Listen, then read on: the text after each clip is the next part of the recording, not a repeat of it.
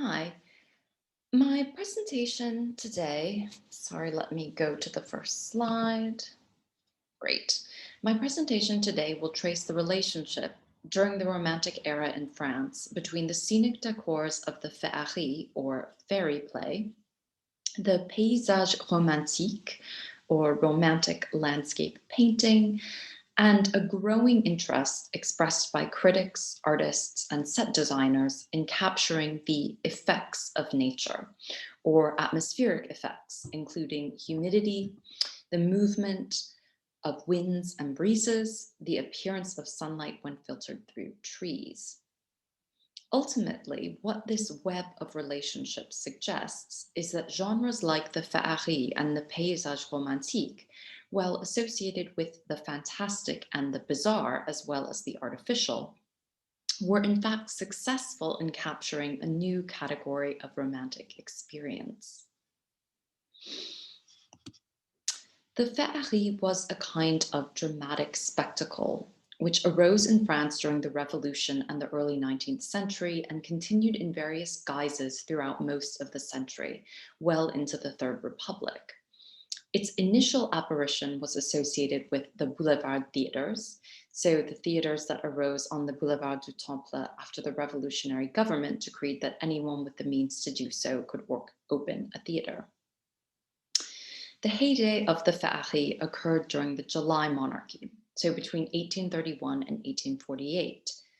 This was when some of the most visually spectacular Féerie were performed, and I've listed some of those Féerie on the slide, along with the theaters at which they were performed. However, influential early collaborations on scenic decor, which would create the foundations of the visual aspects of the genre, date to 1820 to 22, when Jacques-Louis Daguerre and Pierre-Luc Charles Cicéry were both employed at the Opéra.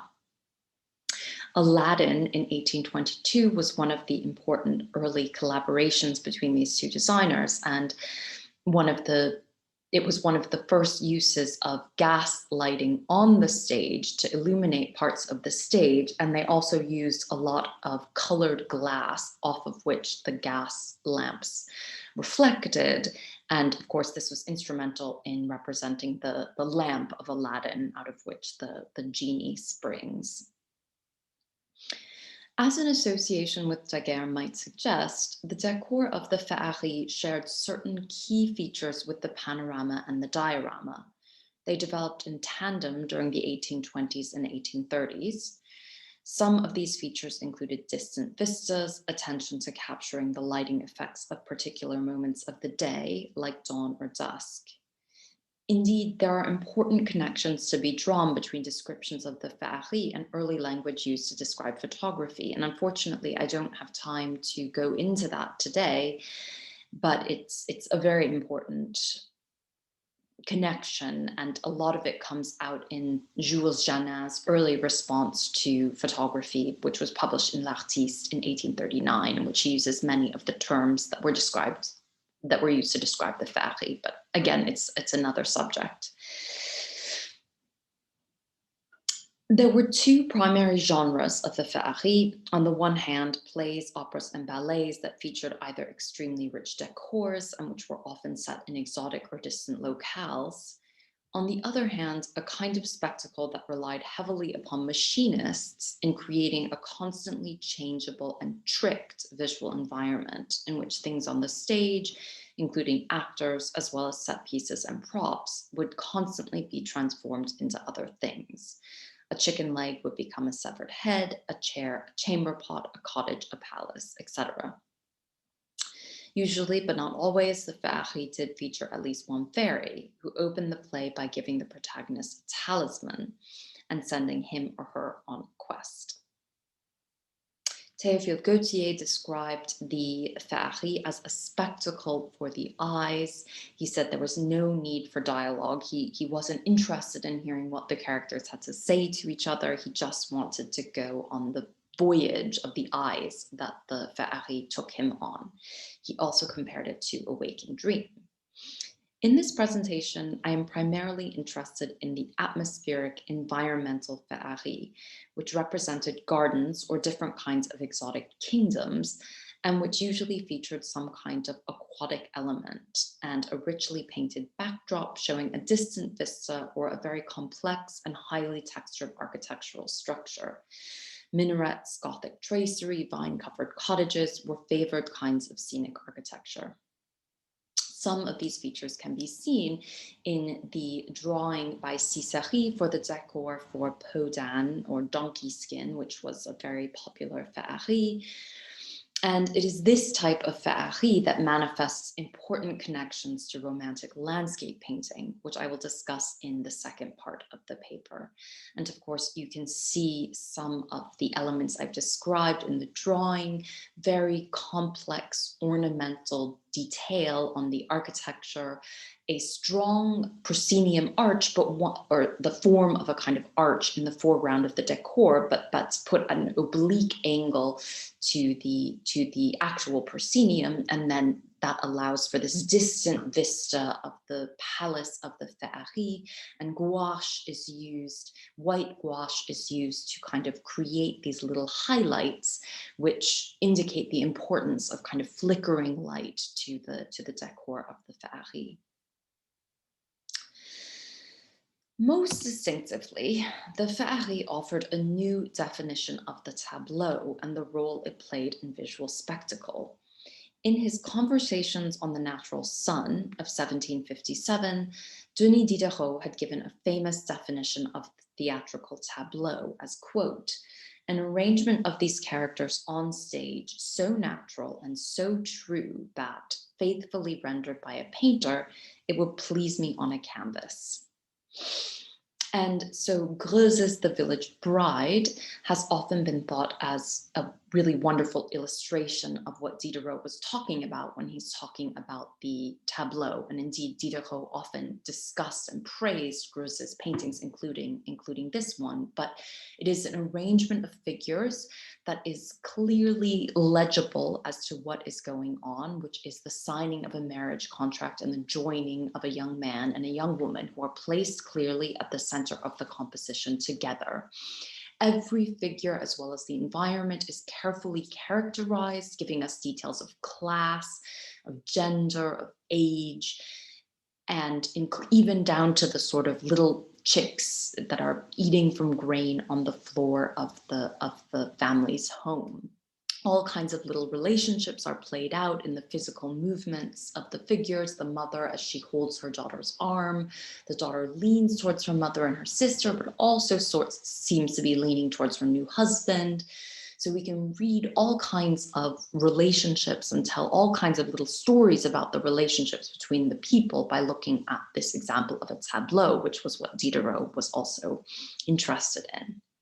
And of course, with some important adaptations, this version of the tableau also corresponded to the long-standing tradition of French history painting, in which human figures are arranged in expressive groupings so as to relate a meaningful and significant narrative action. And for a sort of, the kind of great source on the tableau, and it does also go into the 19th century, is Pierre France's L'esthétique du tableau dans le théâtre du XVIIIe siècle, which I refer you to.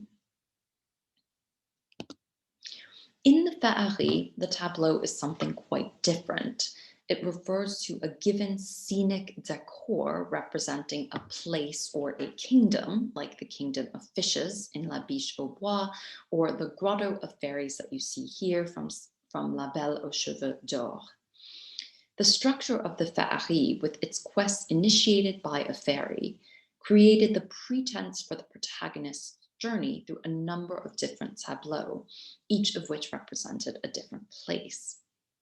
And theaters would advertise a new Féerie by listing the number of tableaux it included, which ranged from 15 to 20 different tableaux.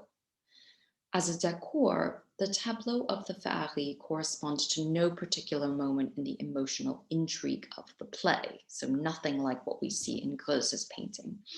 Indeed, the Féerie offered little emotional intrigue at all, More important was the journey from one tableau into another. Théophile Gautier's reviews of the Féerie reveal a distinctive set of criteria for the appreciation of the Féerie's tableau. In a larger study, I would like, of course, to move beyond Gautier's commentaries and gather samples from a wider critical repertoire. But at this preliminary stage of the research, I will rely on Gautier's criteria.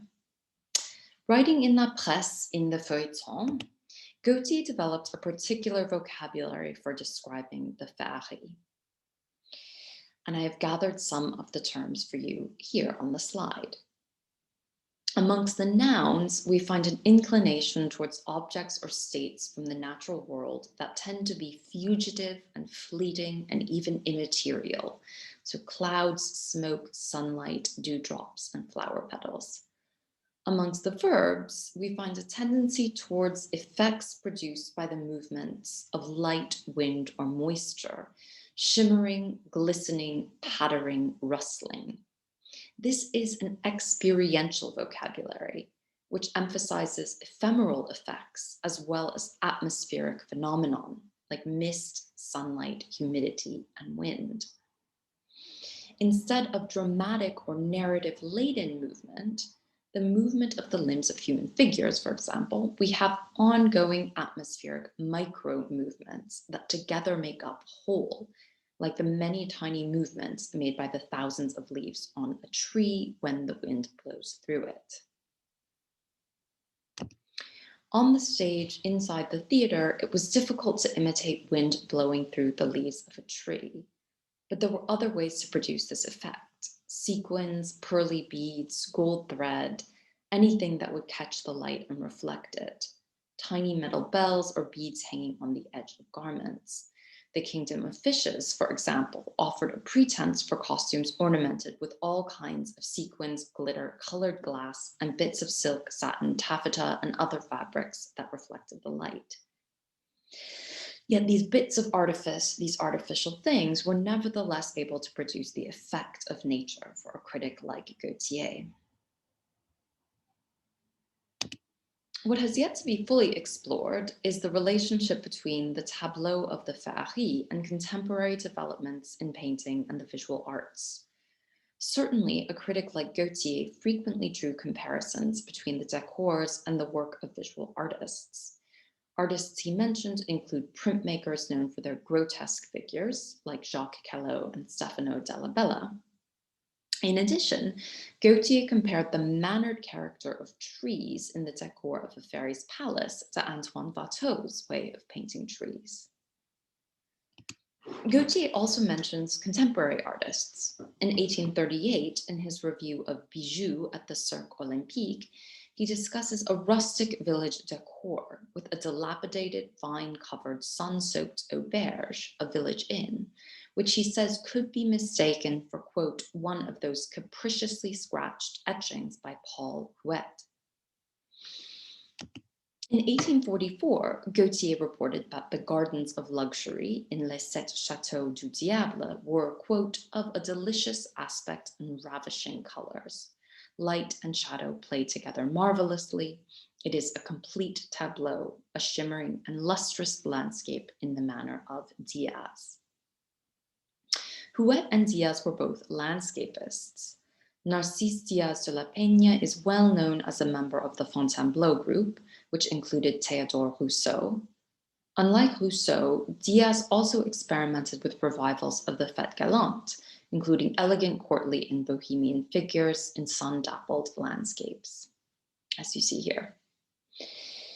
Huet is less well known today than Diaz, but he was a central figure in the evolution of the paysage romantique.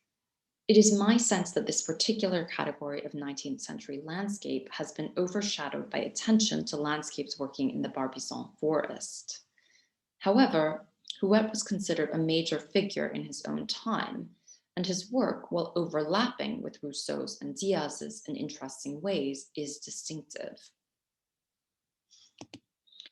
The paysage romantique, and Huet in particular, evolved in part out of a response to the exhibition of John Constable's work in Paris in 1824. At the time, Constable, astonished at the enthusiastic reception of his work by the French, suggested that the admiration for his painting lay in those qualities which French landscape painting lacked, quote, freshness and vivacity of tones, richness of texture, unquote. The French, Constable pointed out, were held back by their manner of study. They, quote, painted separate studies of separate objects, of leaves, of rocks, of stones, in such a way that they only see isolated pieces detached from the ensemble and neglect the general aspect of nature as well as its different effects, unquote. Interestingly, in 1835, the conservative critic Étienne Delacluse compared Huet's work to Watteau's. For Delacluse, both artists painted landscapes that were mannered, bizarre, fantastical, and imaginary. These were the same kinds of terms that Gautier used to describe the Féerie, as bizarre, capricious, and fantastic. Delacluse instinctively recognized a similarity between Huet and Watteau. For Delacluse, the similarity lay in falseness. Yet, if we put aside his negative cast, the similarity between the Féerie, Watteau, and Huet may in fact lie in a particular way of perceiving and capturing the natural world in terms of atmospheric effects, envelopes of light, air, and humidity. Huet was also an extremely talented etcher, and it is in fact his work as an etcher that Gautier specifically mentions in his review of a Féerique décor. If we look more closely at some of Huet's etchings, we can begin to consider the reasons why Gautier might have made this comparison, and how both Huet and the tableau of the Féerie were advancing a particular way of perceiving and appreciating the natural world. Huet's etchings of forest interiors are remarkably detailed. He tended to create extremely dense compositions set in the sous-bois, so the interior of the forest beneath a canopy of trees. The sous-bois was also a perspective favored by the Barbizon school. For both Huet and the Barbizon painters, the sous-bois offered the opportunity to render a rich tapestry of foliage and bark, while eschewing the traditional recession of the landscape into the distance, a feature of grand manner landscape painting by Claude and his 19th century followers. And Huet does give us a little bit of that recession there, but it's quite kind of, it's sort of almost framed by the trees, as opposed to us being able to follow some kind of, aquatic element back into the landscape.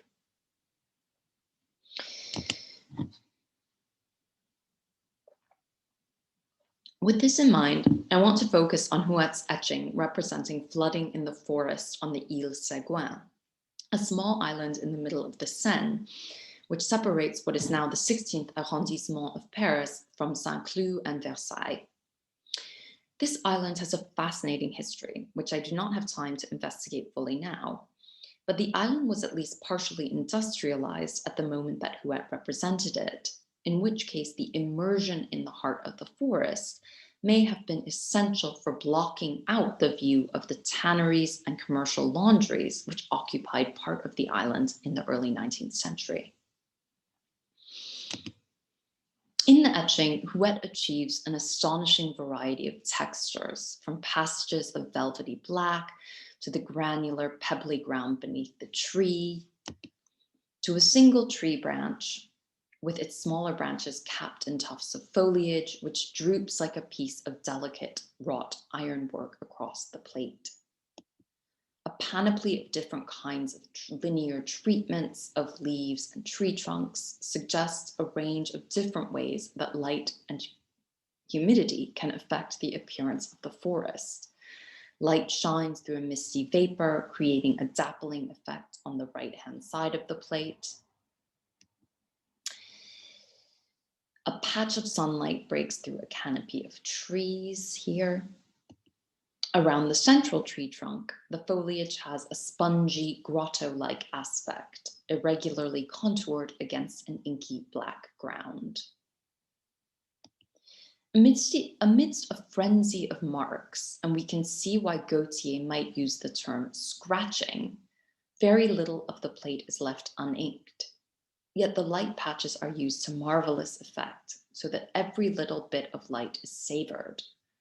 The print does indeed seem to shimmer with different effects. Huet's technique is characterized by attentiveness to the visual effects of light and moisture, the effects of nature. Instead of seeing the scene as a collection of solid objects, we experience its effects. For Huet to choose a moment when the forest was flooded was to choose a moment when atmosphere was very much palpable through humidity and wetness. As I mentioned, fountains or cascades or grottos were essential elements in the decor of the Féerie, precisely because a mobile, aqueous element could catch the light and glisten. I would also emphasize that the medium of etching is integral to Huet's project. Without color or oil paint, linear marks and the textures produced by line and ink must bear the burden of reproducing atmosphere.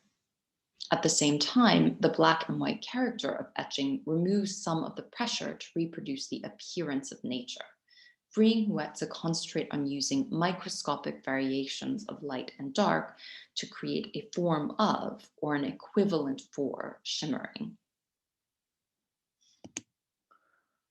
The Féerie, to some extent, was engaged in a similar project. Some of the decors of the Féerie were, of course, simply fantastical. But even in the kingdom of fishes, certain effects of nature would still result from the reflection of gaslight on a row of actors wearing sequined pearlescent fish costumes. The decors of the Féerie also favored dense, intricate textured designs, whether for grottos, the palaces of fairies.